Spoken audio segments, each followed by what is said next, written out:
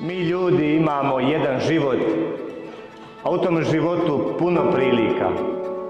Puno prilika da učinimo ono što je ispravno, puno prilika da ispravimo ono što je krivo, puno prilika da postanemo bolji.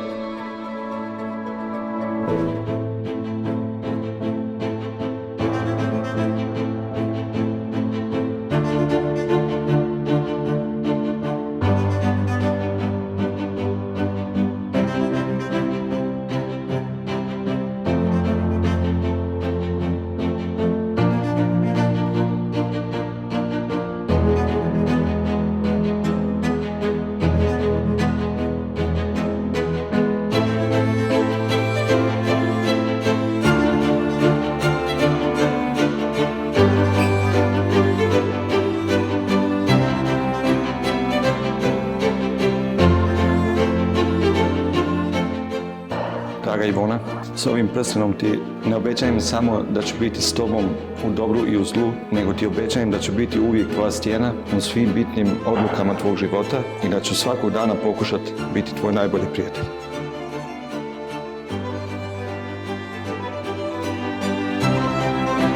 Lieber Stjepan, nimm diesen Ring als Zeichen meiner Liebe, Treue und Unterstützung, in guten wie in schlechten Tagen, in Gesundheit wie auch in Krankheit, in Reichtum wie auch in Armut.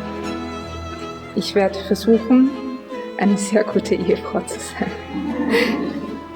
Ich liebe dich.